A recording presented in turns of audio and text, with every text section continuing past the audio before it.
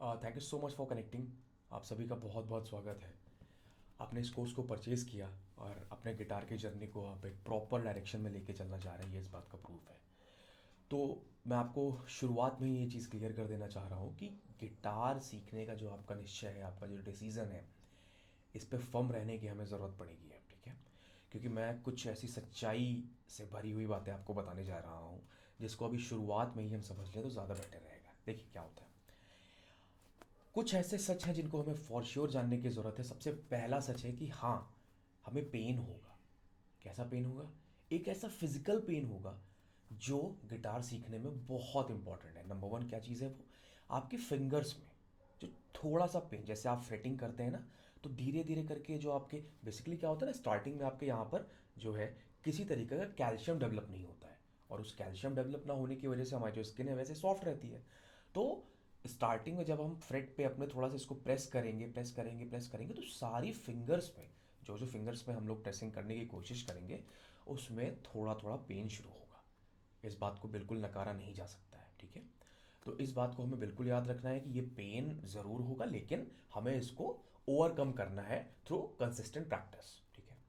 Second, एक और चीज़ हमें जो बहुत ज़रूरी है जानने की, कि आपके राइट और लेफ्ट हैंड दोनों की ही हमें ज़रूरत पड़ती है ना, और इन दोनों हाथों से ही एक सिंक्रोनाइज करके ही दोनों हाथों को हम लोग गिटार प्ले करते हैं। लेकिन इस बात को भी आप देखिएगा कि ये दोनों हाथ आपके, हो सकता है एक बार आपका राइट हैंड रुक जाए, एक बार आपका लेफ्ट हैंड रुक जाए, और दोनों की जो एक बैलेंस है वो ना बने, ठीक है। तो ये समस्या भी आएगी, ये प्रॉब्लम भी आएगी। देन क्या होगा? हो सकता है कि आपको लगे कि गिटार की यार थ्योरी जो है काफ़ी बोरिंग होती है, एंड उसको समझना सीखना मेरे बस की बात नहीं है। देखिए, आप अगर एफर्ट्स लगाएंगे, और ये कोर्स ऐसा डिज़ाइन किया गया है जिसमें आपको एक हैंड हेल्ड, हाथ पकड़ के आपको एक एक चीज़ बताई गई है कि आप किस तरीके से अपने गिटार को होल्ड करते हैं, कैसे आप अपने गिटार को पकड़ते हैं, कैसे अपनी पिक जिससे हम लोग गिटार प्ले करते हैं उसको पकड़ते हैं। ऐसे बहुत सी चीज़ें हैं, बहुत सी बारीकियां हैं जिन पर ध्यान रखा गया है, ठीक है। तो आपकी जो गिटार थ्योरी वाला भी एक पोर्शन है उसको भी, क्योंकि ये बिगनर्स के रिलेटेड कोर्स है और इसमें हम ज़्यादा डेप्थ में चीज़ें नहीं कवर कर सकते क्योंकि अभी हमारी स्टार्टिंग की स्टेज है, ठीक है।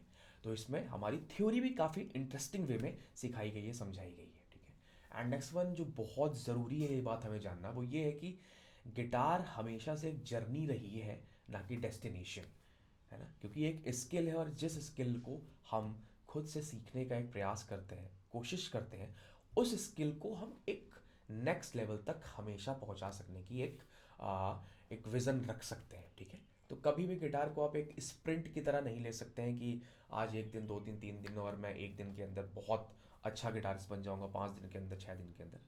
इसके लिए कई सालों की मेहनत लगती है, कई बहुत समय लगता है। लेकिन आपका ये है, इस कोर्स के बाद आपको बेसिक म्यूजिशियन के लिए जो जो चीज़ें ज़रूरत होती हैं, आपको ईयर ट्रेनिंग के कुछ कॉन्सेप्ट्स भी मैं बताऊंगा, आपको बेसिक थ्योरी बताऊंगा, आपको सारी ओपन कॉर्ड्स जो है उस पर भी हम चर्चा करेंगे, ठीक है। तो इससे ये होगा कि आपका एक थोड़ा बेस जो है वो बनता रहेगा, एंड इस बेस के बनने के बाद आप खुद से भी सॉन्ग्स को सुन के उनकी थोड़ी सी टैबिंग निकाल सकते हैं। आप अगर गाना गाते हैं, बहुत ही अच्छी चीज़ है, आप साथ में स्ट्रमिंग करके अपने उन गानों को और एक डेप्थ दे सकते हैं, ठीक है। तो आई रियली विश कि आपका ये जो कोर्स है, आपकी जो जर्नी है, बहुत ही बेहतर रहे, एंड किसी भी तरीके से आपको कोई भी डाउट होता है देन आप मुझसे डायरेक्टली पूछ सकते हैं। एक और चीज़ मैं आपको बताना चाहूँगा, कुछ ऐसे झूठ हैं जो हम अक्सर अपने आप से कहते हैं, ठीक है। वो झूठ क्या है? सबसे पहला झूठ कि मेरे हाथ छोटे हैं। देखिए, अगर आप फ्रेट पकड़ पा रहे हैं, फॉर एग्जांपल जैसे मेरा फ्रेट है, और अगर मैं इसको ऐसे होल्ड कर पा रहा हूँ तो और क्या ज़रूरत है, हैं? आपका ये जो फ्रेट अगर आपने होल्ड कर लिया है, दैट इज़ इनफ, ठीक है। आपको ये बात बिल्कुल नहीं सोचनी है कि ये ऐसा है, ऐसा मेरा हाथ छोटे, ऐसा कुछ नहीं होता, ठीक है।